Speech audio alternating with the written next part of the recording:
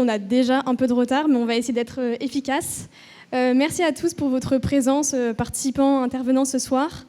C'est une conférence qu'on organise avec Reboot et qui nous tient beaucoup à cœur, parce qu'elle est vraiment centrale dans notre mission. Pour ceux qui ne nous connaissent pas, nous, on est convaincus que la finance est un moyen et non une fin, et que l'épargne fait partie des leviers, des grands leviers à mobiliser pour financer les transitions. Donc très rapidement, l'association Reboot a été créée il y a plusieurs années en partant d'un constat de plusieurs étudiants qui ne trouvaient pas de formation supérieure qui intégrait les enjeux sociaux et environnementaux, et encore moins dans les masters en finance durable. Et donc on a deux missions principales chez Reboot. La première, c'est de former ces étudiants grâce à des bootcamps, donc des bootcamps de formation sur plusieurs sessions, plusieurs fois par an, où on fait intervenir des professionnels de la finance durable pour ouvrir le champ des possibles et sensibiliser sur ces enjeux pour que les étudiants puissent se former et travailler dans ce secteur, s'engager dans ce secteur. Et notre deuxième champ d'action, c'est de faire du plaidoyer et d'accompagner les acteurs de l'enseignement supérieur pour qu'à terme, ils puissent intégrer directement dans leur master, dans leur programme de formation, ces enjeux environnementaux et sociaux. On organise aussi des tables rondes, des conférences comme ce soir pour sensibiliser le grand public et notamment sur les enjeux d'épargne qui sont des sujets de grand public. Donc on est vraiment très content d'organiser cette table ronde avec vous ce soir. Eh bien, bonjour à tous. Super. Et peut-être pour se présenter rapidement, Jeanne Terpro, donc vice-présidente de l'association, et je suis accompagnée de Noah Tot ce soir, qui est trésorier. Je suis trésorier et chef de projet sur le programme Épargne qu'on a fièrement lancé il y a 1 an et demi et revu cette année. Et on sera vos modérateurs ce soir. Alors la première grande question quand on parle d'épargne, c'est pourquoi ? Il y a des raisons qui sont diverses et variées, je vais passer très rapidement. Mais ce qui est assez intéressant, c'est que les raisons d'épargner sont finalement très différentes et relèvent de besoins qui sont plus ou moins courts ou long-termistes. Donc il y a des besoins assez court-termistes pour certains, peut-être d'achat immobilier, peut-être plus lointains, d'accroître le patrimoine, le faire fructifier. Donc en fonction de notre âge, mais aussi de nos revenus et de nos possibilités, on peut épargner plus ou moins pour plein de raisons différentes. Et c'est assez clé d'avoir ces horizons temporels différents aussi en tête quand on parle d'épargne. Exactement. Un deuxième sujet rapidement là-dessus, parce qu'on pense que c'est assez important. L'épargne, c'est la partie la non consommée du revenu. Donc quand on dit ça, les capacités d'épargne de chacun et de chacune ne sont pas toutes les mêmes à partir du moment où on n'a pas tous les mêmes revenus et les inégalités sont croissantes. Donc notre vision sur ce sujet, je pense que c'est important de la mentionner, c'est plutôt qu'on a vocation à réunir collectivement, à trouver des solutions, pas forcément à culpabiliser les uns les autres sur ces choix d'épargne ou d'investissement. Voilà, au moins on pose le cadre. Et alors, relier épargne et finance, c'est quand même un grand sujet. Il y a 2-3 choses sur lesquelles on est à peu près sûr. J'arrête de prendre le soleil dans la tête. La première, c'est que la finance, elle doit devenir clairement un levier pour la transition écologique et sociale. C'est aussi notre mission chez Reboot. Et aujourd'hui, donc, les financiers financent massivement les énergies fossiles. Ça, c'est un rapport qui est sorti il y a 1 semaine, qui est l'update en gros de Reclaim Finance sur ces sujets-là. Donc à la fois en France et en Europe. C'est assez clair. Et que les besoins de financement de la transition sont très insuffisant. Vous voyez que c'est 470 milliards d'euros au niveau européen. Il y a aussi le 2% du PIB pour 2 degrés qui est sorti. Si on investissait 2% du PIB en France, on pourrait atteindre le net zéro récemment. Donc voilà, il faut mettre les moyens pour y arriver. Et comme je le disais, on a besoin de moyens et on a souvent du mal à comprendre quelle est la relation en tant que particulier avec son épargne. Pourquoi ? Parce que c'est un sujet ultra complexe, qui est peu compris, et il y a 3 grands facteurs qu'on a identifiés qui ne permettent pas tellement à tout à chacun de comprendre ça. Premièrement, c'est un milieu qui est ultra opaque. L'information, elle est difficilement accessible, et alors là, c'est pour tout le monde comme pour les professionnels. Il faut creuser dans des fichiers, aller rechercher, assez compliqué de toute façon. Donc ça complexifie quand même le fait de vouloir faire de la finance et de la finance durable, a fortiori.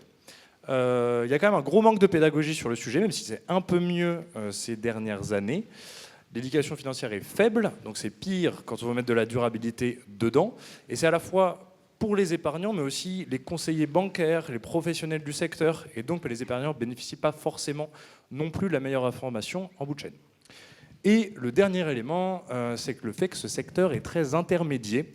au sens où il y a beaucoup d'interlocuteurs entre le particulier, l'épargnant, et les projets, au final, où va cet argent. Donc, une fois qu'on a dit ça, nous, notre rôle, ça va être de se dire, à partir de ces 2-3 constats qui sont la finance actuelle finance des projets climaticides, ne finance pas aussi assez la transition.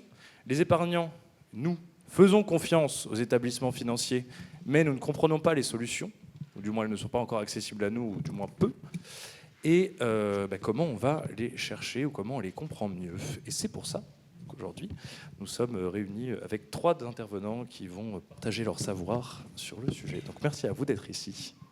Bonsoir à tous. Là, c'est mieux. Gaël Berthélémé, enchanté. Moi, je suis le cofondateur de La Crèmerie, du coup, un cabinet de conseil en investissement et en gestion de patrimoine responsable. On est spécialiste de la finance responsable. Voilà, je suis également rédacteur d'une newsletter qui s'appelle Épinard, pour ceux qui connaissent. Voilà. Bonjour à tous, moi je suis Clémence Vaugelet, donc je suis directrice adjointe au sein de l'association FAIR, qui est l'association qui gère le label Finansol, que vous connaissez peut-être, et qui réunit un collectif d'acteurs de la finance à impact social, donc des banques, des sociétés de gestion, des entreprises qui ouvrent leur capital aux citoyens, des académiques, des experts, et on essaye de promouvoir ensemble la finance à impact social. Damien Tardieu. Moi, je suis bénévole au sein de l'association de l'Opération Milliard. Donc, quelque part, ma chaise, peut-être, elle devrait être plutôt au milieu, parce que j'apprends en même temps que je suis bénévole dans cette opération.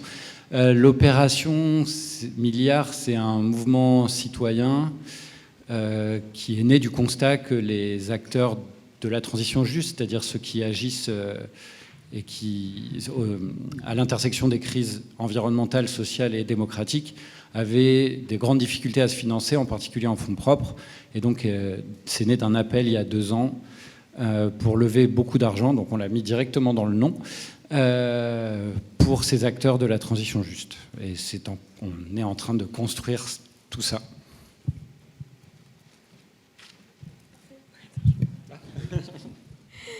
Et on va rentrer dans le vif du sujet. Donc on parle d'épargne. Est-ce que vous pouvez nous dire quelles sont les options de placement préférées des Français? Quelles sont les grandes poches? Exactement. En gros, pour donner un chiffre, et après je vais en donner plein d'autres, mais le plus important à retenir, c'est le montant de l'épargne des Français. Aujourd'hui, ça représente à peu près 6 000 milliards. Ça varie d'un trimestre à l'autre, etc., mais c'est à peu près 6 000 milliards. Comment, du coup, se répartissent ces 6 000 milliards? Les plus grandes poches pour les plus connus, ça va être tout ce qui va être livret. Donc livret A, LDDS, livret d'épargne. Ça représente 10 à 15% de ces 6 000 milliards à peu près. Ensuite vient l'assurance vie, connu aussi, dit placement préféré des Français, etc. 30% des 6 000 milliards environ. Et ce qu'on sait moins, c'est que ce qui suit après l'assurance vie, c'est les actions. Mais pas forcément les actions cotées, pas mal d'actions non cotées. Donc pas d'entreprises que vous connaissez, celles qui sont en bourse, etc., mais plutôt pas mal de petites entreprises, moyennes entreprises, etc., d'entreprises familiales. Ça représente aussi 30% à peu près de ces 6 000 milliards. Et puis derrière, on va avoir pas mal d'autres produits, les plans épargne d'entreprise, vous allez avoir les PER, etc., d'autres produits divers et variés. Mais en tout cas, voilà, à retenir, en gros, 6 000 milliards, 15% sur les livrets, 30% assurance vie, 30% actions. Voilà un peu pour le panel. Est-ce que Clémence, tu veux nous en dire un peu plus sur la partie épargne? Non, mais peut-être du coup, pour revenir, pour le mettre en fait au regard des grands chiffres de l'épargne des Français, vous dire qu'aujourd'hui, l'épargne solidaire, il y a le baromètre de la finance solidaire qui est sorti ce jour, donc ça représente 29,4 milliards d'euros d'encours. Donc il y a plein de produits financiers divers et variés dont j'aurai peut-être l'occasion de revenir un petit peu plus tard. Mais finalement, l'épargne solidaire aujourd'hui, c'est que 0,46% de l'épargne des Français. Donc évidemment, il y a toujours l'enjeu pour nous de la faire grandir. Et puis peut-être pour compléter ce qu'a dit Gaël, je trouve que ce qui est aussi intéressant et qui va faire écho peut-être sur tout au long de la table ronde, c'est de voir effectivement comment les Français répartissent finalement leur épargne entre des produits de taux qui sont beaucoup plus liquides, sur des livrets d'épargne réglementée versus peut-être plus frileux ou en tout cas moins Risqué. Moins risqués que des produits de fonds propres qui pourtant ont évidemment un impact fort quand on parle de financer les transitions. Donc voilà, je m'arrête là. Ouais, non, juste peut-être fonds propres, ça parle à tout le monde? Ouais, c'est bon. Okay. On a des spécialistes, des moyens. En gros, fonds propres, c'est tout l'argent qui va aller directement financer une entreprise qui rentre dans les caisses de son entreprise. Typiquement, une action cotée, l'argent quand vous achetez une action cotée ne va pas aller dans les fonds propres de l'entreprise. En revanche, si vous investissez au capital ou quasi-capital d'une entreprise, via des titres participatifs, des actions en direct, etc., là, vous allez rentrer dans les fonds propres. Ouais. Il y en a un qui a un peu plus d'impact que l'autre. Et peut-être que vous pouvez revenir aussi sur la répartition de l'assurance vie. Comment est-ce qu'elle est gérée aujourd'hui ?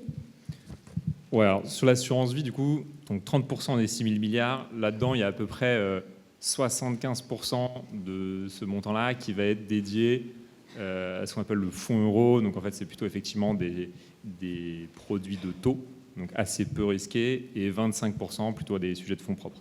Voilà. Donc on est quand même des unités de compte. Unités de compte, exactement, pour ceux qui veulent, les connaisseurs. Et peut-être la même question sur l'épargne réglementée.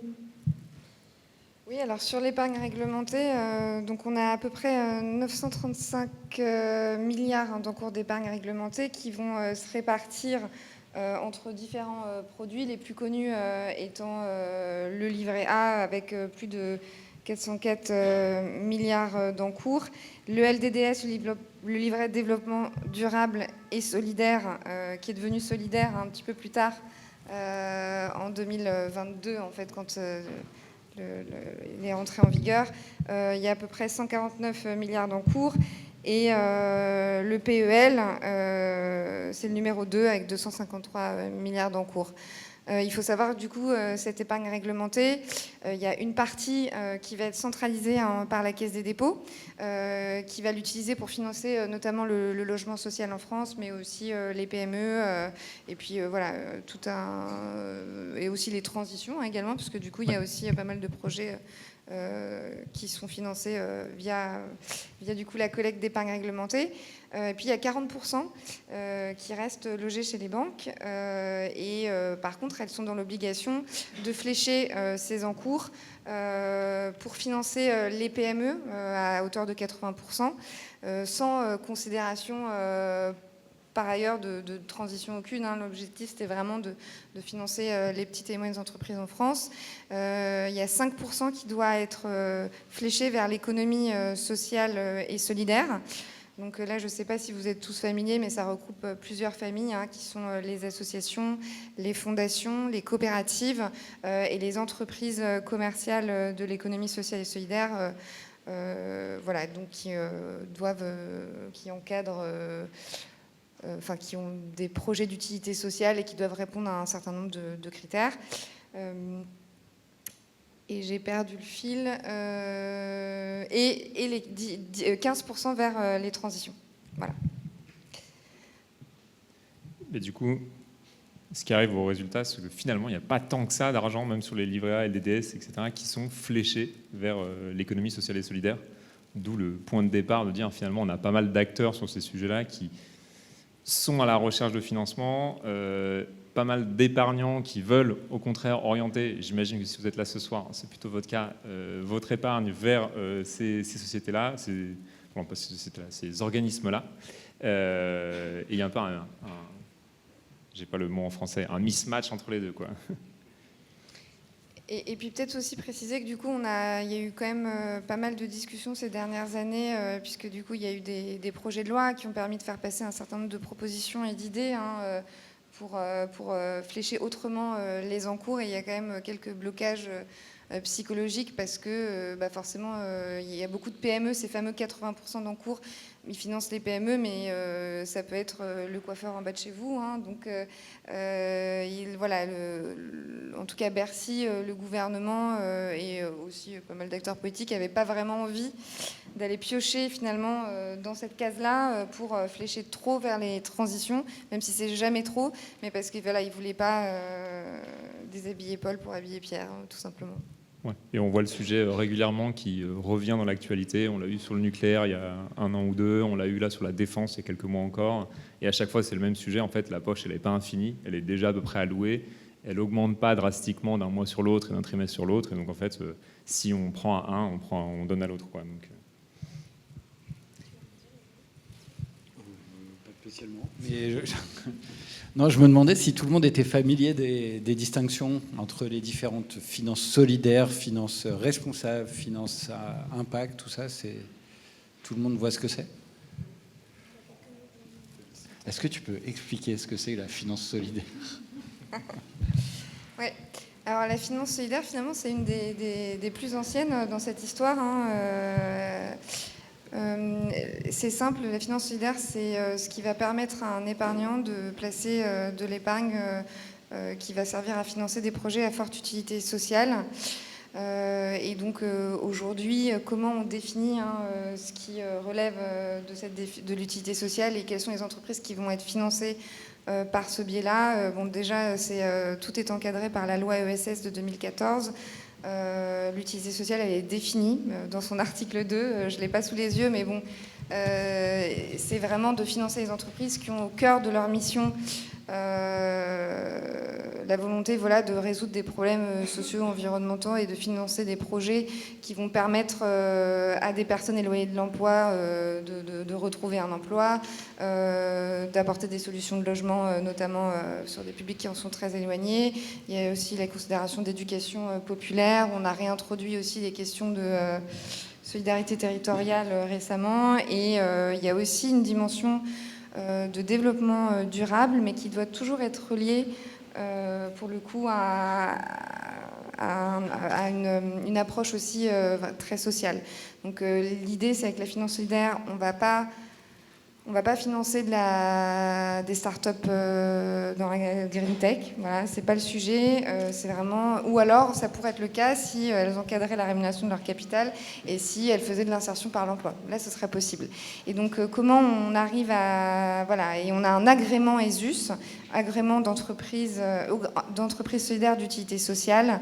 Et alors là, on va vraiment dans le champ de l'ESS redessiner un petit périmètre de ces entreprises qui peuvent être des associations, des coopératives, des SIC, mais aussi des entreprises commerciales de l'ESS, mais qui vont s'appliquer effectivement, qui vont avoir pour cœur de mission de réaliser des projets d'utilité sociale et qui vont aussi s'appliquer à un certain nombre de règles, notamment sur l'encadrement des salaires.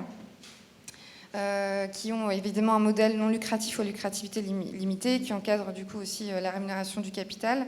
Et donc l'objectif, c'était vraiment de permettre aux citoyens d'aller financer ces projets, sachant que pourquoi on a voulu faire ça, c'est parce que dans les années 80, il y avait énormément de problèmes de chômage en France et que des pionniers, qui étaient beaucoup à la Caisse des dépôts finalement, ont essayé de trouver des solutions pour créer en fait des modèles qui permettraient à tout à chacun en fait de contribuer à financer des solutions aux problèmes sociaux qui étaient rencontrés à l'époque.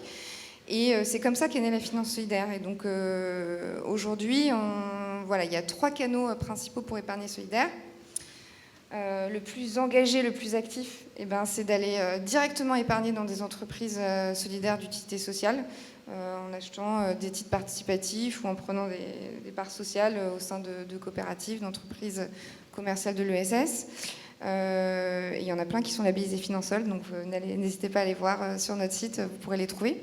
Il y a le canal bancaire et assurantiel qui s'est développé après progressivement. Donc le canal bancaire le plus classique, c'était les livrets de partage. Donc le livret de partage, on est un peu à mi-chemin entre le livret d'épargne et de la philanthropie. Là, c'est moi, épargnant, je vais placer mon argent sur un livret et je vais m'engager contractuellement à reverser tout ou partie des revenus à une association. Donc ça permet à certaines ONG de collecter quand même pas mal d'épargne. Là, l'an dernier, ça a permis de dégager quand même 15 millions d'euros de dons.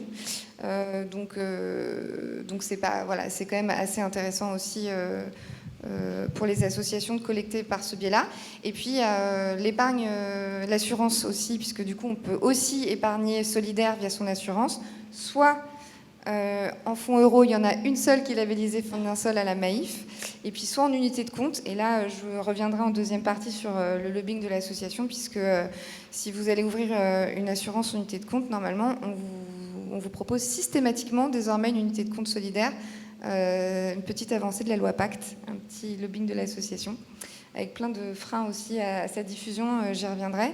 Et puis on a aussi l'épargne salariale, puisque du coup depuis 2010, on a l'obligation, les entreprises ont l'obligation de présenter des fonds solidaires. Donc là, les fonds solidaires, on est sur des produits retail, donc il y a quand même 90% du fonds qui est coté, mais on a 5 à 15% depuis récemment du fonds qui est investi dans du solidaire. Et on est, voilà, donc ça recoupe voilà, tout cet univers de l'épargne solidaire qui s'inscrit dans le champ de la finance à impact. Mais la finance à impact, elle nous vient pour le coup plutôt des États-Unis depuis 15 ans, où là c'est plutôt une logique d'investissement. Donc ça part plutôt c'est plutôt né des investisseurs professionnels qui ont essayé d'engager voilà, des méthodes d'investissement qui tournent autour du triptyque intentionnalité, additionnalité, mesurabilité de l'impact, et qui a ensuite fait son arrivée en France. Et on voit de plus en plus aussi de fonds impact qui se sont développés, qui utilisent ce triptyque. Mais là, on va aussi retrouver des fonds de private equity qui vont évidemment permettre quand même de générer un certain rendement financier, pour certains alignés avec ceux du marché. Donc on n'est pas tout à fait du coup sur les mêmes univers d'investissement, mais l'enjeu c'est quand même aussi de financer des entreprises qui vont apporter, qui vont avoir un effet positif sur la société. Et donc voilà, là il y a un univers encore plus large dans la tech aussi, voilà, plein de choses. Et puis bon, le responsable, je sais pas, c'est Gaël qui va en parler. Moi, Alors responsable, en fait, ça englobe à la fois la finance solidaire, la finance environnementale. Donc en gros, il faut voir ça, il y a peut-être 3 parallèles. Il y a finance à impact, finance solidaire, finance responsable, finance environnementale. Et tout ça, c'est ce qu'on appelle la finance responsable. Donc en finance environnementale, comme sur la finance solidaire, on vise un impact social, finance environnementale, on va viser un impact environnemental. Voilà, tout simplement. Et donc en fait, il y a un peu moins de critères que pour la finance solidaire, c'est un peu plus lâche, même si c'est en train d'arriver au fur et à mesure, avec notamment des textes européens qui viennent normer, encadrer tout ça. Mais jusqu'à présent, c'était un peu plus flexible, entre guillemets, d'où pas mal de polémiques de greenwashing, etc., que vous avez sûrement entendu parler.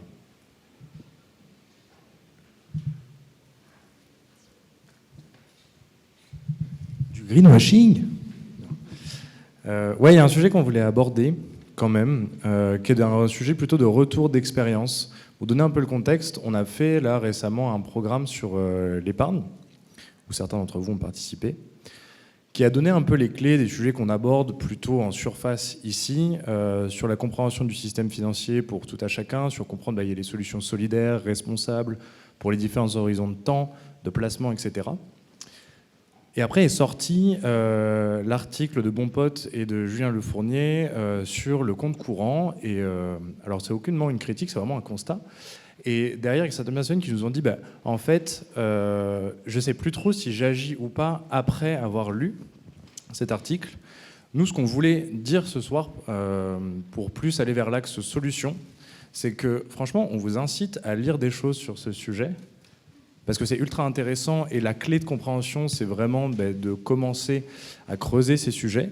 Tout est vrai de ce qui est dedans, il y a eu des réponses qui sont ultra intéressantes, les débats sont assez sains au début, pour comprendre le système financier et pour les épargnants aussi. Oui, il y a du greenwashing dans ce milieu-là, et donc la compréhension permet aussi de l'éviter au maximum. Il y a un point qui est tout à fait vrai et qui est bien à avoir en tête et qui est un apprentissage pour beaucoup, souvent quand on rentre sur le sujet, c'est que notre argent épargnant, c'est pas celle qui est prêtée aux entreprises. C'est un peu le classique de les dépôts ne font pas les crédits, mais les crédits en fait sont créés comme ça, par la banque. Des fois, j'ai une personne, on anime des fresques de la finance où elle me dit mais c'est pas vrai, j'y crois pas. Ok. Et en fait, par contre, il y a plein d'autres mécanismes qui sont à l'œuvre, notamment quand on choisit ses placements, quand on choisit d'aller vers telle ou telle banque. qui sont des mécanismes assez complexes et qui sont vraiment le cœur des débats aujourd'hui pour se rendre compte de est-ce que son argent a un impact, comment on peut faire qu'elle ait plus d'impact. Donc ce qu'on est assez convaincu, c'est qu'il existe de l'impact à travers l'épargne, il existe de l'impact positif qu'on peut avoir. Et aujourd'hui, on essaye de dépasser un peu ce débat qu'il y a eu. Si vous avez lu les articles, vous êtes au courant. Et de plus en mettre en fait en lumière des solutions, dont sur l'épargne solidaire, des solutions individuelles sur différents placements, et aussi collectifs sur l'opération Milliard. Je ne sais pas si tu l'as dit, Noah, mais vous avez plein de ressources sur tous ces sujets-là que vous pourrez partager. J'en ai peut-être plein aussi. Non, en fait, juste pour rebondir sur ce point-là, au-delà du débat, je pense qu'il y a deux choses importantes à retenir. Une chose surtout, c'est si vous voulez avoir de l'impact, évitez de laisser traîner votre argent sur votre compte courant et investissez-le. Ce sera la meilleure manière de le faire. C'est très simple. C'est très très simple. Voilà, c'est tout. Et après, moi j'étais quand même venu ce soir avec une bonne nouvelle, parce qu'on est dans un monde où il n'y en a pas beaucoup, mais c'est que des solutions justement d'épargne solidaire, responsable, à impact, en fonction du niveau que vous voulez avoir, il y en a plein qui existent. Il y en a vraiment beaucoup pour tout le monde, tous les types de profils. Et vraiment, il ne faut pas hésiter à aller creuser ces sujets-là, à essayer de voir en fait qu'est-ce qui vous intéresse et quelles sont les thématiques que vous voulez soutenir, quelles sont au contraire les thématiques que vous ne voulez pas du tout soutenir et fuir. Et vraiment, il y a vraiment beaucoup de solutions qui existent. Clémence a commencé à en parler tout à l'heure. Dans les solutions qui existent, quelque chose qu'on entend souvent, c'est oui, je vais faire de l'épargne responsable, je ne vais pas avoir les mêmes rendements, etc. Bon, il y a des solutions vraiment d'investissement avec un impact très très fort qui proposent des rendements tout aussi hallucinants que ce qu'on peut voir en finance classique. C'est vraiment des choix après à faire à vous. Est-ce que vous êtes prêt ou pas à prendre ces niveaux de risque par rapport à vos projets? Un autre élément qui était important qu'on voulait discuter, et peut-être du coup ça fera après la transition avec Damien sur le parti Opération Milliard et pas mal d'autres sujets, c'est le lien entre justement ces projets-là à financer et vous, les épargnants dans la salle. En fait, aujourd'hui, moi, ce que je constate avec les clients que je peux voir et que je peux accompagner, c'est qu'il y a un peu un écart entre vos attentes, vos projets de vie, et donc ce que vous êtes prêt à faire avec votre argent, et finalement les attentes qu'ont certains membres de l'ESS. Typiquement, je vois à peu près la moyenne d'âge dans la salle. On va avoir pas mal de gens qui commencent à réfléchir à des projets immobiliers, peut-être, résidence principale, etc. Ça commence un peu à travailler, ça met un peu d'argent de côté. Vous ne savez pas trop si dans 5 ans, vous allez être dans la même ville. Potentiellement, dans 2 ans, vous allez changer de job, etc. Il y a des reconversions aussi, j'imagine. Enfin, c'est un peu toujours la même chose. Et donc, vous avez du mal à vous projeter sur des horizons long terme, 7, 10 ans, ça vous paraît très très loin, et dire je vais bloquer une partie de mon épargne pendant 10 ans, parce que c'est pour le bien de la planète, ça va être un peu compliqué. Et donc ça, justement, c'est un écart qu'on a remarqué, c'est que justement, les acteurs de l'ESS, eux, ils ont besoin de financement sur le temps long. Pourquoi? Parce que faire la transition, ça ne se fait pas en 2 ans, ça ne se fait pas en 5 ans, et éventuellement, eux, pour avoir un retour financier sur la solution qu'ils ont pu mettre en place au quotidien, ça prend du temps.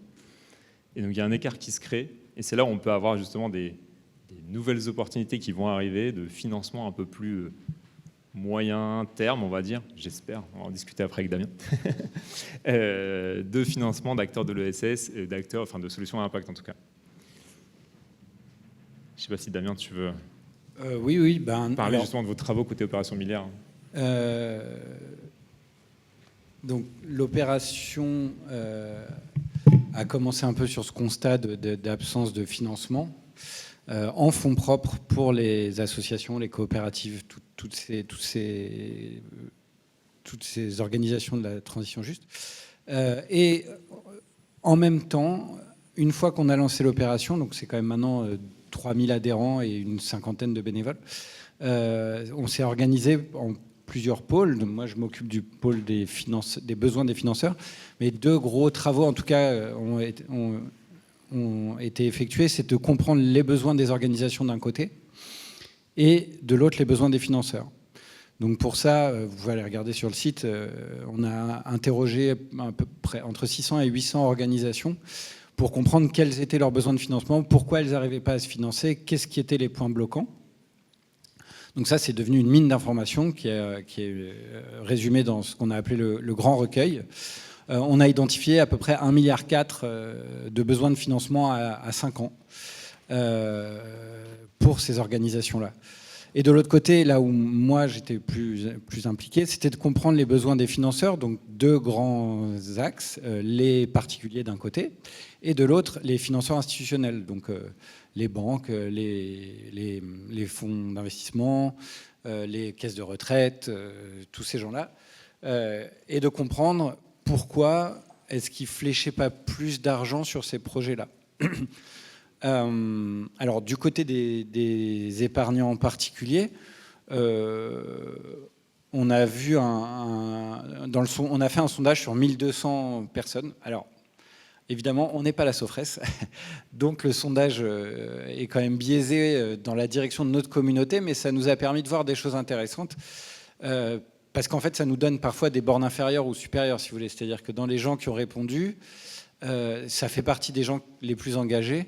Malgré ça, les gens veulent quand même de la sécurité et un rendement à peu près égal à l'inflation.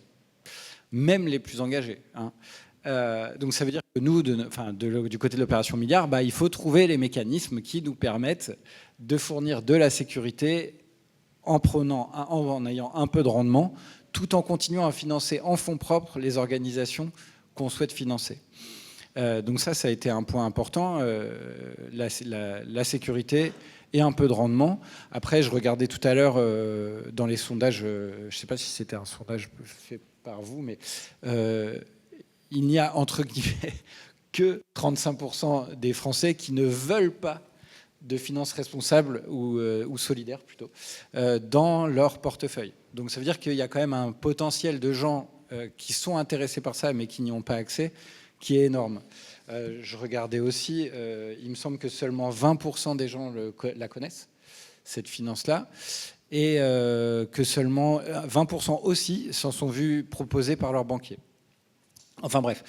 Donc d'un côté, on a les épargnants privés, et de l'autre, on a été interroger les financeurs institutionnels. Et là, pareil, on a trouvé de l'envie, et les blocages principaux étaient plutôt du côté de la liquidité, donc être sûr de pouvoir récupérer à la fin son argent, et la garantie.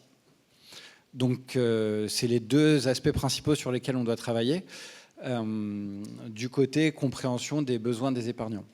C'est à peu près ce que je devais dire, je crois. Après, pour l'opération Milliard, donc on essaie de comprendre les besoins des épargnants, des organisations. En même temps, on a une activité d'éducation, alors là on n'a rien à voir avec ça, mais on fait des masterclass à peu près tous les mois qui sont ouvertes au public pour faire comprendre, pour que tout le monde puisse comprendre, et une grande activité de plaidoyer auprès des institutions aussi. Mais pour rejoindre ce que tu disais, on s'est rendu compte qu'il y avait un gros besoin de financement d'un côté qui n'était pas adressé, un gros besoin, une envie de financer de l'autre côté, mais qu'il manquait une partie du pont pour relier ces 2 choses-là, parce qu'il y a déjà plein de choses qui sont faites, en particulier à ma droite. Ça nous fait une très bonne transition sur les freins. Quels sont, donc à part ce frein de liquidité, les autres freins à lever pour réconcilier les besoins et l'épargne disponible? Je peux peut-être... un des principaux freins, finalement, c'est quand même ce fameux conseiller bancaire. Parce que du coup, c'est quand même la première porte d'entrée en fait, d'un épargnant pour essayer de faire des choix. Et donc, si ce conseiller bancaire n'est pas lui-même sensibilisé à la diversité de ses produits, à la différence entre finance responsable et épargne solidaire, finance à impact, évidemment, ça ne va pas arriver jusqu'aux oreilles de l'épargnant. Et pour avoir fait le test, si on pose la question aussi à son conseiller bancaire, bien souvent, en fait, il n'est pas vraiment en capacité d'apporter une réponse. Donc, c'est un vrai frein aujourd'hui. Alors, qu'est-ce qu'on fait, nous, chez FAIRE, pour essayer de déverrouiller ce frein? C'est essayer de pousser pour qu'il y ait davantage de formations, en fait, qui soient proposées aux conseillers bancaires ou en assurance.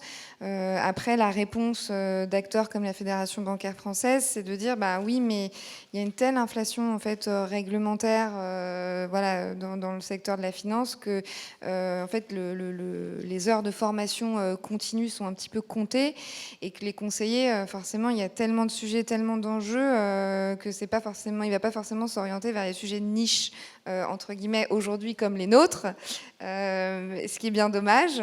Donc c'est quand même aujourd'hui un frein majeur, finalement, c'est d'atteindre ces intermédiaires qui vont parler aux épargnants, parce que, par ailleurs, le cadre réglementaire met sur le chemin de l'épargnant plein d'opportunités diverses et variées.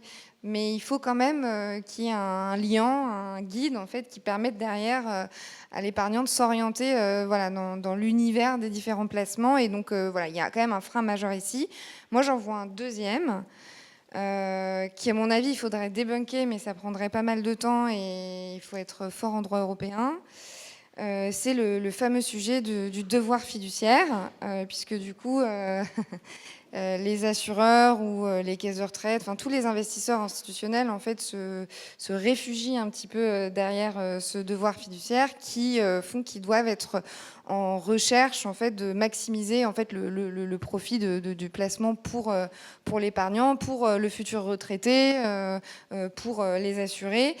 Et que du coup, il n'y a pas de considérations extra-financières, en fait, qui sont prises en compte finalement dans les décisions d'investissement, et que quand on vient effectivement, qu'on arrive avec nos discours de transition, qu'on peut évidemment, dans une certaine mesure, associer à du rendement financier, mais on a aussi vu, voilà, qu'on parle aussi d'entreprises comme celles qui essayent de financer Opération Milliard, qui sont parfois déjà qui proposent la rentabilité, une rémunération encadrée du capital. Donc en fait, par définition, ce sont des modèles qui n'ont pas vocation en fait à générer du profit pour les investisseurs, mais vraiment plutôt à réinvestir, auquel cas les bénéfices au service de la mission qu'elle s'est donnée.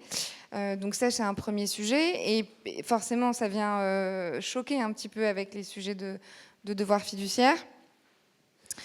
Et puis effectivement, voilà, il y a ce sujet d'amorçage. C'est-à-dire que amorcer des entreprises, c'est prendre des risques. Il y a un taux de casse qui est assez élevé. Donc certes, il est moins élevé dans l'économie sociale et solidaire, c'est prouvé, que dans l'économie traditionnelle, mais pour autant, voilà, c'est prendre des risques. Et donc du coup, forcément, quand on est, il y a certains acteurs, voilà, qui sont encadrés par des réglementations très puissantes, qui vont du coup moins se sentir libres, voilà, d'aller prendre des risques à financer des entreprises non cotées, qui vont beaucoup être dans cette recherche finalement de recherche de rentabilité extra-financière plus que financière, j'ai envie de dire. Donc c'est un frein aujourd'hui. Tu veux compléter ? Vas-y. Non, moi je voulais juste... Allô ? Ah non. Je voulais juste dire un des freins pour moi peut-être, c'est que il y a toujours cette idée que c'est un petit secteur. Et en fait, alors là je parle plus à mon nom que celui de l'opération, mais en fait ça ne peut plus être un petit secteur. Avec une crise en même temps sociale, écologique et démocratique, le système économique tel qu'on le fait aujourd'hui ne nous permettra pas, selon moi, de sortir de ça. Et il faut que ce petit système, ce petit secteur de pionniers trouve un moyen de passer à l'échelle et peut-être de devenir l'économie en entier dans le futur. Alors moi, ça me fait rire maintenant, mais c'est pour ça que j'y suis engagé, parce que je pense qu'il faut effectivement que c'est la seule solution pour que le monde soit vivable dans 30 ans. Et donc on espère faire un levier aujourd'hui et expérimenter, je crois. Pour moi, c'est très important qu'on expérimente. Les projets qu'on finance sont en train d'expérimenter socialement, démocratiquement. Mais les fonds qu'on va essayer de créer sont aussi des expériences, et c'est une expérience qui est tout le temps en train de se créer. Voilà. On essaye de lever un de ces freins et de devenir plus gros. Enfin, ce ne sera pas nous, parce qu'à la fin, ça vivra sa vie. Ouais, je vous rejoins tous les deux complètement. Moi, je m'étais noté un seul frein. C'est plus un besoin qu'un frein. C'est en fait, il faut qu'on recrute. C'est-à-dire, là, on est 5 de ce côté-ci. Il y a quelques membres de l'équipe Reboot. Autour de la salle, je pense que vous avez tous un peu connaissance des enjeux. Et je pense que le vrai sujet, c'est ça, c'est qu'on soit plus autour de la table à connaître les enjeux. Comme le disait Clémence, côté particulier, côté épargnant, mais aussi côté professionnel. Là-dessus, je voulais rajouter une chose très pratico-pratique. N'importe quelle discussion que vous allez avoir avec un conseiller bancaire, un CGP, peu importe, enfin un conseiller en gestion de patrimoine, pardon, quelqu'un qui va vous accompagner sur vos finances, il est obligé de vous poser la question: est-ce que vous voulez prendre en compte dans vos décisions d'investissement des critères de durabilité? S'il ne le fait pas, il est en écart de la réglementation. Après, les questions qu'ils vont vous poser derrière, je ne suis pas sûr qu'ils les comprennent, mais au moins vous pouvez pousser et exprimez-vous avec vos mots. C'est à lui de se débrouiller avec ça et de comprendre ce que vous voulez faire, et s'il n'est pas capable, de dire qu'il n'est pas capable de vous accompagner. Mais en tout cas, exprimez avec vos mots ce que vous voulez financer, pas financer, soyez très clair sur les secteurs, donnez-lui des exemples, donnez un maximum d'informations pour qu'après, lui, il puisse mettre ça dans sa machine et essayer de vous sortir quelque chose qui soit cohérent. Vous allez sûrement lui provoquer quelques gouttes de sueur sur le front, mais ça lui fera un apprentissage gratuit. En tout cas, voilà, c'est un vrai sujet, la formation des professionnels. Je le vis parce que c'est mon métier, c'est des gens que je côtoie au quotidien, et je constate jour après jour l'écart qu'il y a de connaissance, de prise de conscience des enjeux climatiques, sociaux, politiques qu'ont ces gens par rapport à ce que l'éducation que vous pouvez avoir vous aujourd'hui dans cette salle, parce que je pense qu'on est plutôt des convaincus ce soir. Et le dernier point, mais qu'on fait que de dire depuis tout à l'heure, le comprendre pour agir, ça lève un frein. Et je voulais vous partager 2-3 exemples qui ont permis de lever les freins et justement d'agir au niveau des épargnants. Le premier, c'était quelqu'un qui a carrément un peu redessiné la vision et l'allocation financière de ses parents. Donc une fois qu'elle avait pu comprendre finalement où est-ce que cette épargne allait et quel était son impact. Alors peut-être que c'est pas parfait, mais au moins le sujet est abordé. Je trouve ça assez intéressant parce que ça se communique aussi en plus de se faire former seul.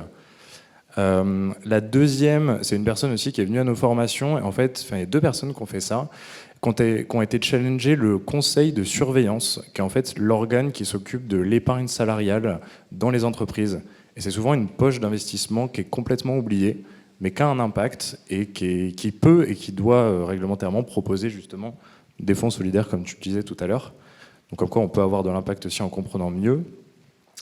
Et le dernier point, mais qui est plus exploratoire, mais que je trouve intéressant et qui est récent, c'est lié à l'opération Milliard, justement.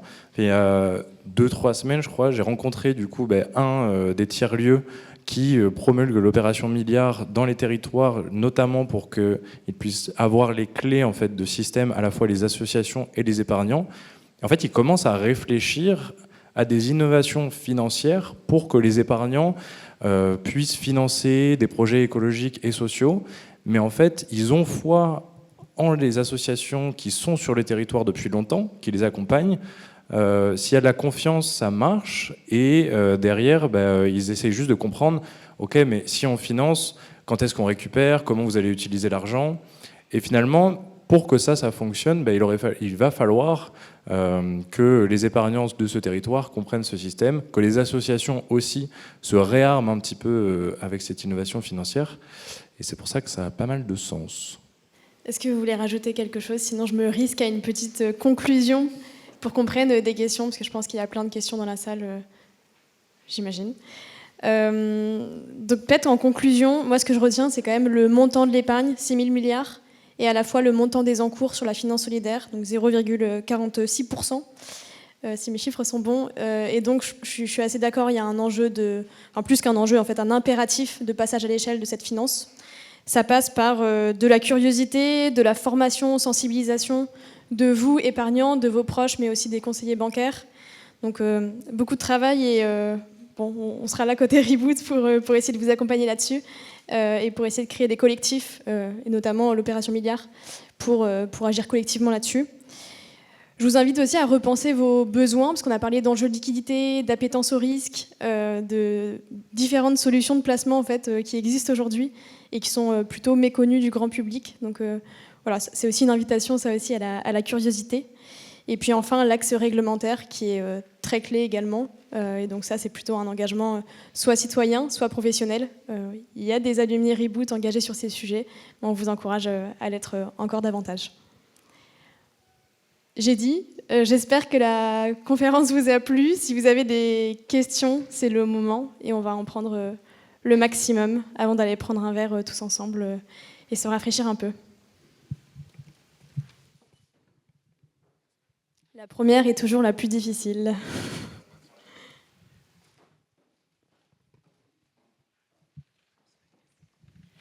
Merci beaucoup et merci beaucoup pour cette conférence très intéressante. J'ai entendu plusieurs fois le frein qui est lié au banquier, le pauvre banquier qui n'est pas sensibilisé, qui a forcément des directives différentes de sa direction, qui ne sait pas forcément ce qu'il y a dans ses formulaires non plus. Est-ce qu'il n'y a pas, parce que vous dites aussi qu'il y a plein de produits financiers adaptés à nous tous et à toutes les bourses, etc. Donc il me semble qu'il y a l'interface entre l'offre et la demande qui est importante. Et cette interface, j'ai entendu que le banquier. Alors après, des innovations que vous avez citées, Noah, mais qui sont en cours de fabrication. Donc en fait, globalement, si je sors de cette salle, vers qui je vais si ce n'est pas le banquier ? Est-ce que les plateformes de crowdfunding, est-ce qu'il y a d'autres interlocuteurs que les conseillers en placement ou les banquiers, quoi, en fait ? Je peux prêcher pour ma paroisse, mais ce serait malvenu. Non, on a...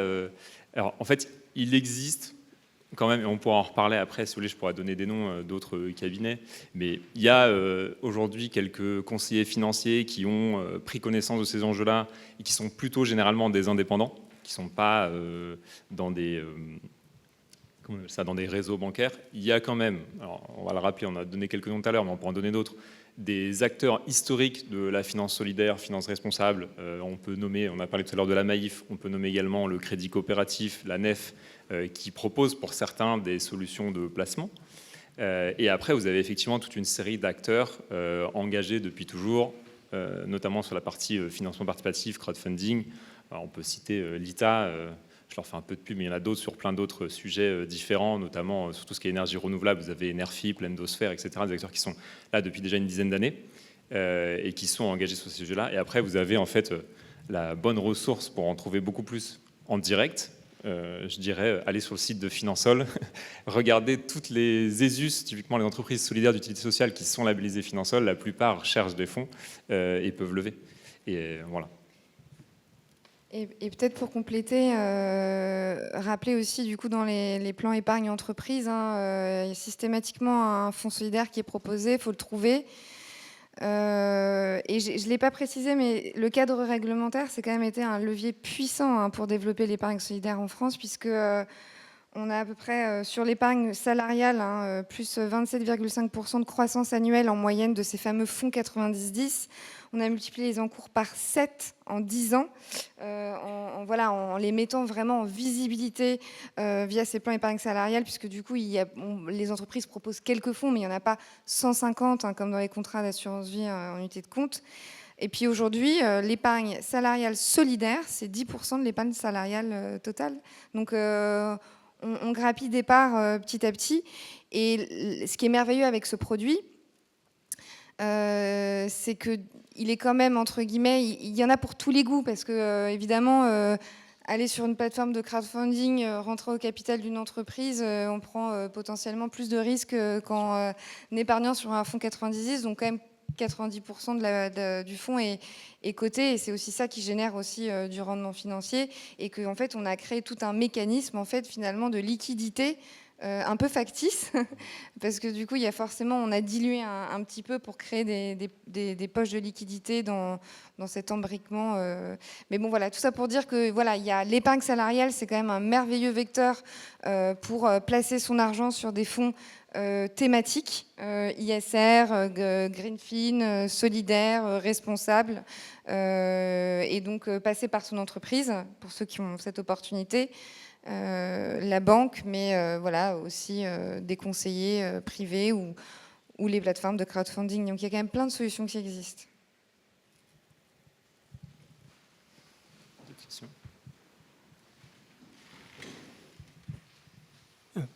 Ouais, vous avez dit que les épargnants, deux de leurs besoins, c'est OK, ils veulent un rendement minimum et la garantie.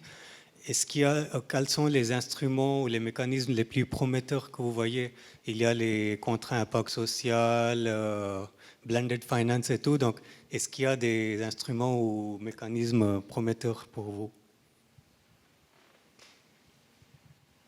Alors, pour le coup, le contrat impact social, c'est vraiment quelque chose dans la sphère investisseur institutionnel, puisque du coup, il n'y a pas vraiment aujourd'hui d'épargnants individuels qui rentrent dans cette équation.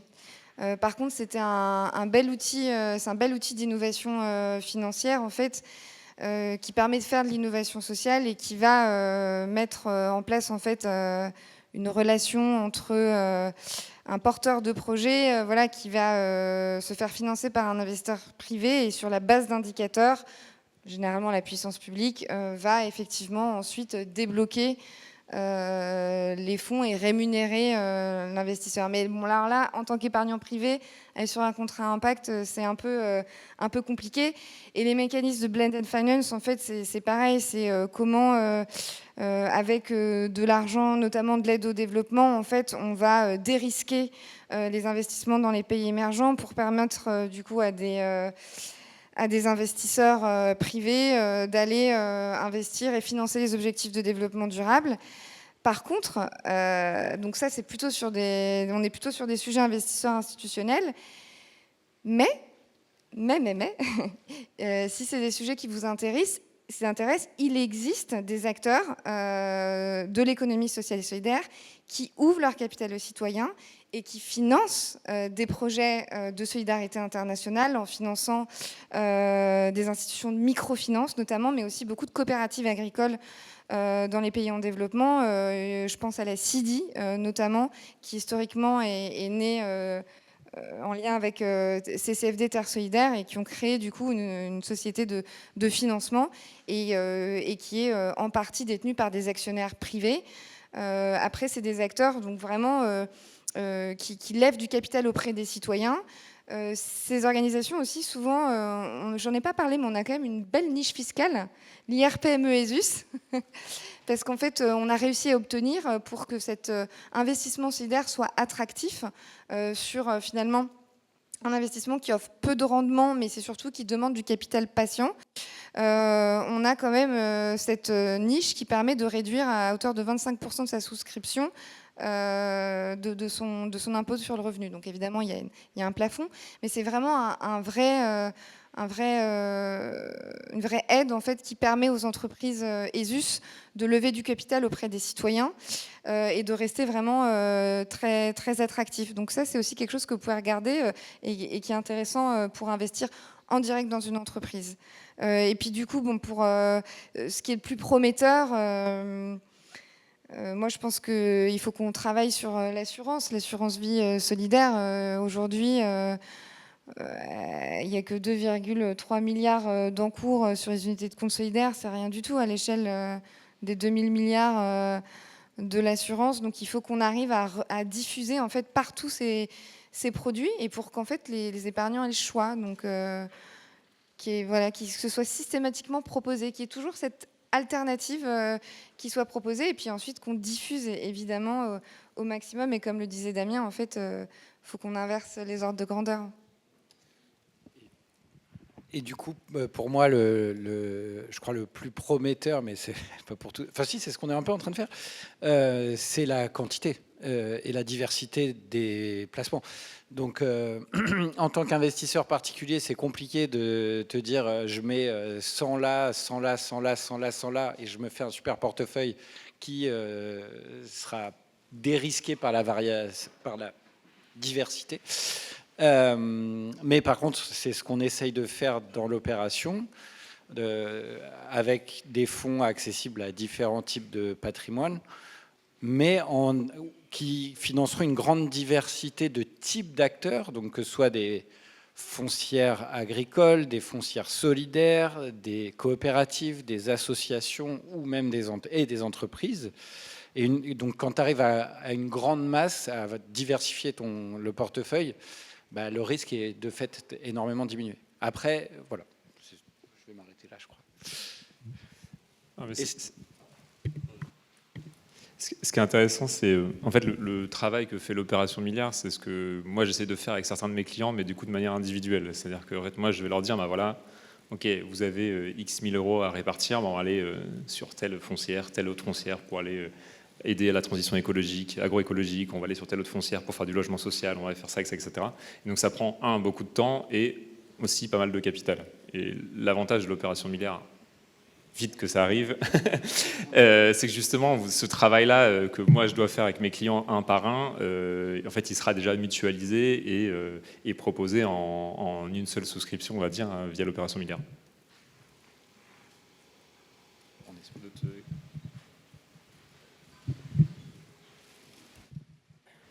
Bonjour, merci pour la conférence. J'avais une question, est-ce que vous ne pensez pas qu'on perd... Enfin, tout à l'heure, vous aviez dit qu'il y avait 0,46% de l'épargne solidaire totale, mais que pourtant qu'il y avait seulement un tiers des gens qui ne voulaient pas investir dedans, en fait. Est-ce que vous ne pensez pas qu'on perd beaucoup de gens en oubliant le rendement ?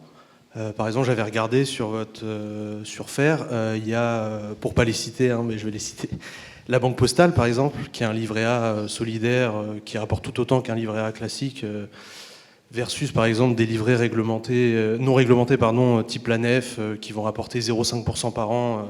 Donc on passe de 0,5% par an à 3%, alors qu'on a autant, voire plus d'impact. Est-ce que vous ne pensez pas que parfois, on ne parle pas assez de rendement, parce qu'au final, il y a plein de fonds à impact qui sont rentables? Est-ce que vous ne pensez pas que c'est qu'on attrape les gens un peu plus par les... Enfin, on essaie de les attraper par les sentiments, mais qu'au final, il faut aussi qu'ils aient envie de gagner de l'argent? Je ne sais pas, c'est la question. En fait.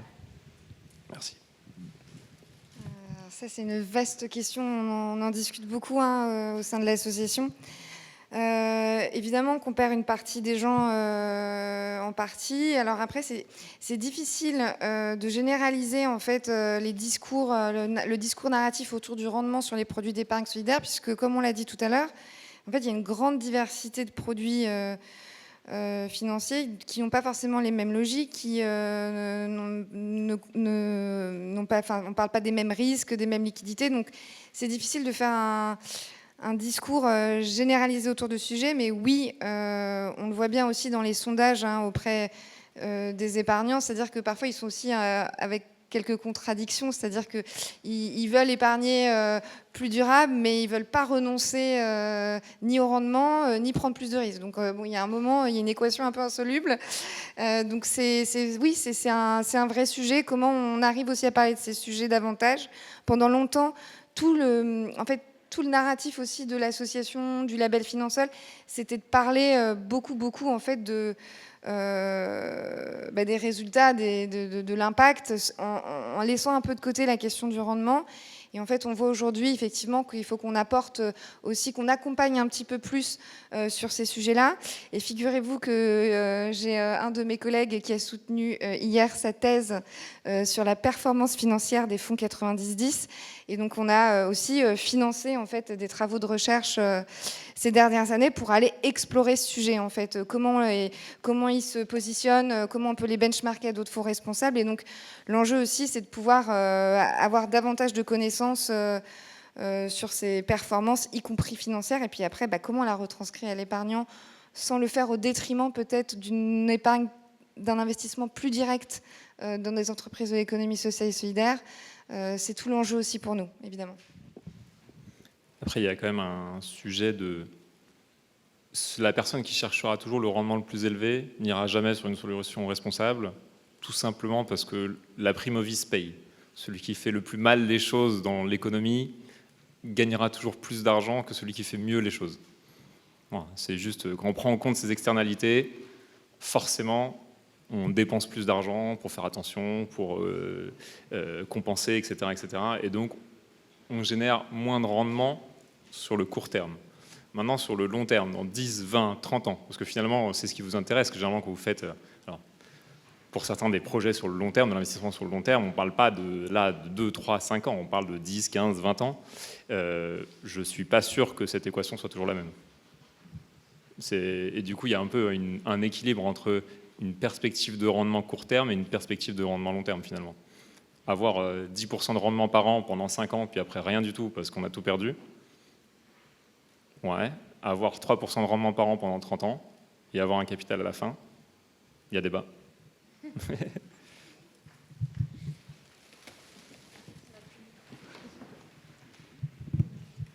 Merci.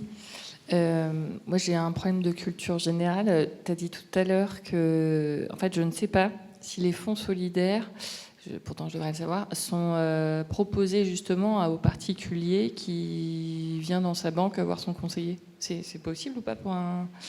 D'accord. Parce que, en fait, tu as parlé vachement de l'épargne salariale. Je pensais que c'était uniquement disponible via ce canal, mais en fait, n'importe quel banquier est censé proposer un fonds solidaire. Ok. Non, pas vraiment.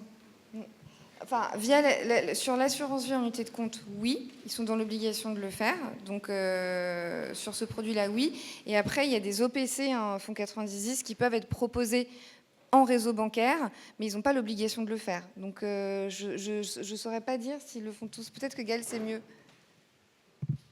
Alors, il y a les obligations, puis après, il y a le devoir de conseil. C'est-à-dire qu'ils n'ont pas l'obligation de le faire. En revanche, si un client le demande, théoriquement, c'est quand même malvenu d'aller proposer autre chose qu'un fonds solidaire. Ça arrive malheureusement bien trop souvent, mais toutes les banques aujourd'hui ont des fonds solidaires à disposition dans la plupart, enfin, je dirais quasiment 100% des véhicules. Il y a toujours, quand je dis véhicule, c'est type de placement, assurance vie, PER, peu importe. Il y a souvent des fonds Finansol qui sont référencés, et donc si on les demande, ils sont capables de les sortir. Ça, ils ont la case dans le logiciel, ça, ils savent normalement. Mais du coup, pour le coup, j'ai le chiffre. Donc, les encours de l'épargne salariale sur donc les fonds des FCPE solidaires, ils sont à 16,3 ou 4 milliards d'encours. Et sur du coup les OPC et les unités de compte solidaires, on est à 4 milliards d'encours. Donc, on voit bien que c'est quand même le canal de l'épargne salariale qui collecte le plus parce qu'il est plus, le produit est plus mis en visibilité en fait. Et c'est ce qui explique cet écart. Ah oui. Alors, c'est ça qui est tricky. Effectivement, c'est les encours sur le produit. Mais donc, effectivement, il faut isoler ensuite, entre guillemets, la part cotée des produits qui sont mixtes. Au final, vous allez voir l'écart entre les encours, le stock et le flux. En fait, c'est grand écart. Donc, on est à peu près à... Ces encours-là, ils permettent aujourd'hui, à fin 2024, d'avoir à peu près 4 milliards de stock d'investissement solidaire et à peu près 700 millions de flux sur l'année. Donc voilà, ça vous donne quand même une échelle de grandeur, évidemment. Mais c'est aussi par ces produits-là qu'on a collecté et qu'on est allé chercher des publics qui étaient beaucoup plus éloignés en fait de nos sujets. Et c'est comme ça en fait qu'on arrive aussi à passer à l'échelle. C'est finalement en créant ces produits hybrides, c'est comme ça qu'on a pu attirer un certain nombre d'épargnants qui n'étaient pas du tout aussi engagés que les pionniers qui épargnent en direct dans les entreprises solidaires. Et d'ailleurs, sur ces épargnants-là, dans l'épargne salariale, je pense qu'il y en a plein qui ne savent pas qu'ils épargnent sur des fonds solidaires. Parce que déjà le nom n'est pas toujours hyper clair, ou alors si on leur demande qu'est-ce que c'est un fonds solidaire, quelle est la part des épargnants qui sait vraiment répondre sur ce canal-là, à mon avis pas énorme. Et après, parfois, il y a des entreprises qui décident aussi d'inciter à placer sur les fonds solidaires et à flécher notamment les mécanismes d'abondement en disant, voilà, l'abondement, il se trouve sur ce fonds-là, vous placez, vous serez abondé. Et donc, il y a tout aussi un travail aussi de promotion qui peut se faire au niveau de ces fameux conseils de surveillance qui sont censés, finalement, encadrer les plans.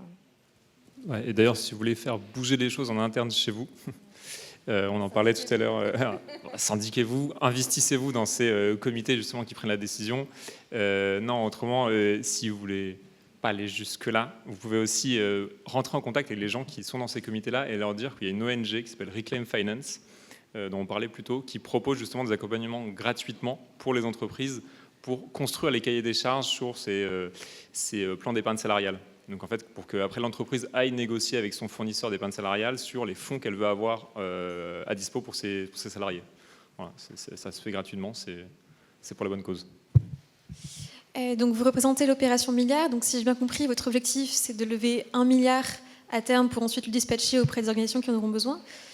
Et ce milliard sera levé auprès d'épargnants et d'institutionnels. C'est quoi votre calendrier à peu près? C'est quoi votre... Quand est-ce que moi je pourrais investir dans l'opération milliard par exemple? Alors, le calendrier. Le 10 juillet, on va annoncer les fonds qu'on va créer, qui seront... Je ne sais pas si je dévoile ou pas. En fait, je ne sais même pas ce qui est plus... Bref, mais il y aura des fonds accessibles. Il y aura un fonds de dotation donc pour faire des dons, mais aussi des fonds de type plutôt investissement épargne, à différents types qui s'adressent à différents types de publics, donc un fonds pour les particuliers et un fonds pour les gens plus avec des institutionnels ou les particuliers avec plus d'argent. Donc tout ça sera annoncé le 10 juillet et une fois qu'on a annoncé, il s'agit encore de les faire. Donc voilà, c'est ça. Donc sur la partie citoyenne, donc qui sera le plus accessible à nous tous, je pense qu'on vise 2026, premier semestre 2026 pour un lancement. Voilà.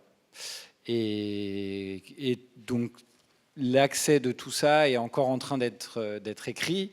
La sélection des projets est encore en train d'être écrite en passant par tous les lieux partenaires. Donc là, il y a tout un truc qui est super intéressant à créer, c'est-à-dire de comprendre comment décider que les projets peuvent accéder à ces financements-là, comment on décentralise cette sélection, comment on la rend efficace, parce que c'est des centaines de projets par an, et après comment on le rend accessible aux épargnants. Enfin, tout ça est en train d'être écrit, et il y a toujours besoin de bénévoles, donc n'hésitez pas à vous inscrire sur le site. On a un super parcours maintenant pour les bénévoles qui arrivent. Normalement, ça marche bien.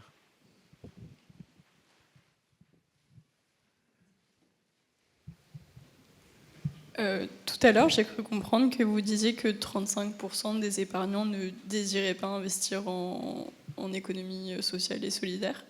Quelles sont les justifications qui sont portées par ces épargnants très spécifiques? Aucune. Alors vraiment pas.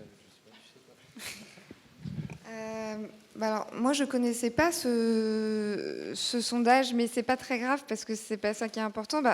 Il suffit juste d'écouter les débats au Parlement. Il y a des gens qui sont pas sensibles au projet, qui considèrent que c'est une économie d'assister. Aussi, ça revient souvent. Là, il faut savoir qu'il y a quand même eu plusieurs amendements qui ont été déposés dans le projet de loi de simplification pour faire sauter un certain nombre de têtes de réseau, y compris dans l'ESS, notamment ESS France. Donc, j'imagine que voilà, c'est des sensibilités qui font qu'ils n'ont pas envie de contribuer à ces projets-là. Et après, je pense qu'il y a aussi de la méconnaissance. On sait pas, parce que l'économie sociale et solidaire, finalement, ça regroupe quand même beaucoup de choses. Enfin, je veux dire, Super U, c'est l'ESS. Voilà, on va rejoindre, mettre dans une même famille tant les associations employeuses, non employeuses, le club de sport, et puis les coopératives agricoles, les coopératives bancaires. Donc voilà, tout ça, c'est la grande famille de l'économie sociale et solidaire. Donc on ne peut pas dire qu'ils soient tous vertueux en termes de transition. Donc voilà.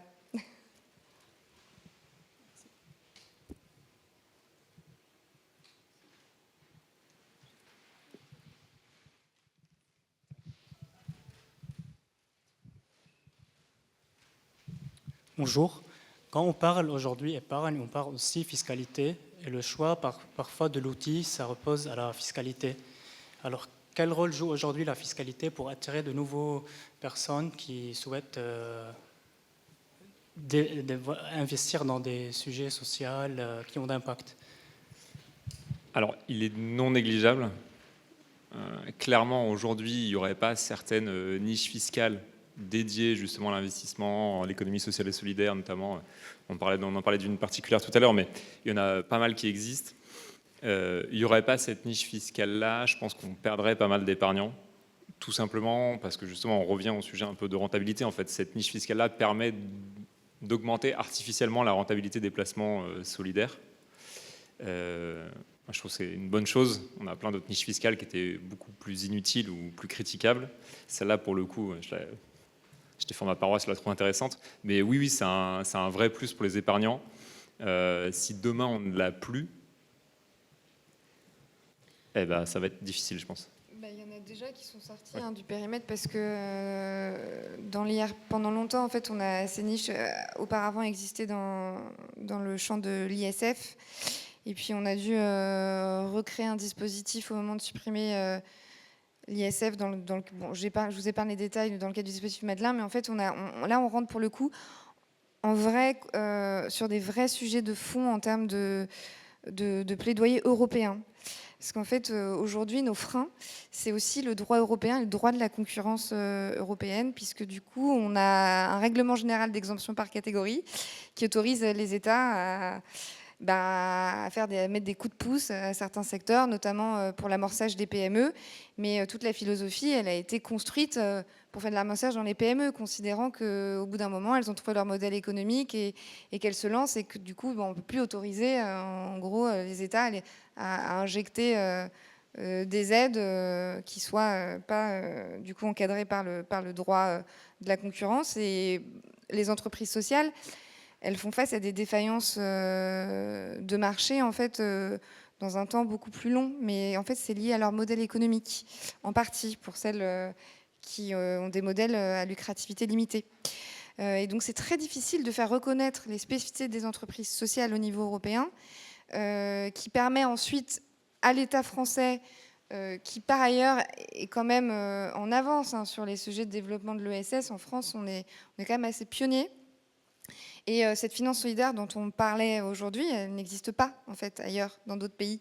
Il existe évidemment l'investissement impact, mais tout ce mécanisme qu'on a créé avec un agrément ESUS, avec une incitation fiscale à l'investissement solidaire, avec les fonds 90-10 solidaires, ça n'existe qu'en France. Donc c'est difficile aussi parfois de faire sauter ces verrous. Et donc, il y a un certain nombre des US qui ne peuvent plus bénéficier de cette niche fiscale parce qu'ils ont dépassé 10 ans d'âge à compter du moment où ils ont atteint 250 000 € de chiffre d'affaires. C'est le moment où ça se déclenche.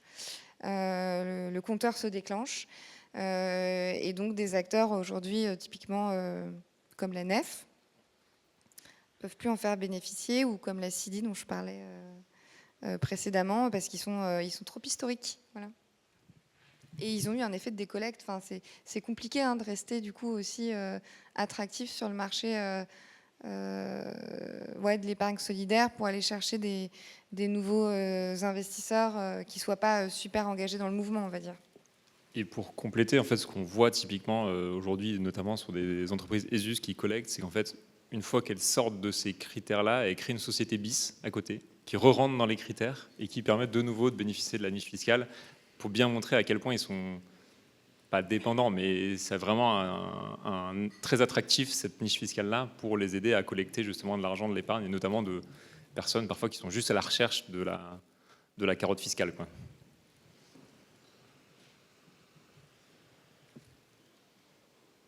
Ça y est, tout le monde est mort de chaud.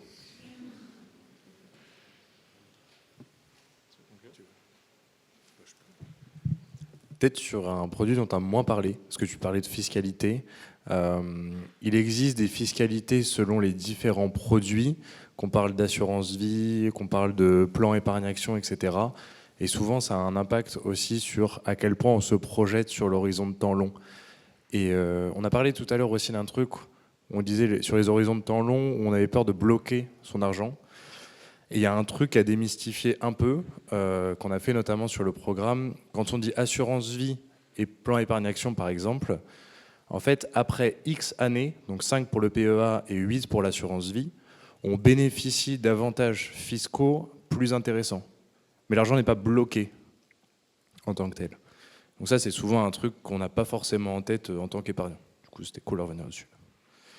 Mais effectivement, vous avez d'autres questions ou pas? Il y a 5 minutes. Plus. Eh ben, merci à tous. On espère que toutes et tous, vous avez apprécié ce qu'on a raconté pendant 1h30. Et n'hésitez pas à nous contacter. Si le sujet vous intéresse, rien que pour des discussions, pour vous engager sur le sujet, nous on reste assez ouverts sur les modes de collaboration et sur comment on veut développer en fait la formation sur ces sujets et les partenariats éventuels. Donc pour tout type de demande, n'hésitez pas à nous contacter. Voilà. On a le QR code avec le site là dehors et sinon en direct, on est accessible.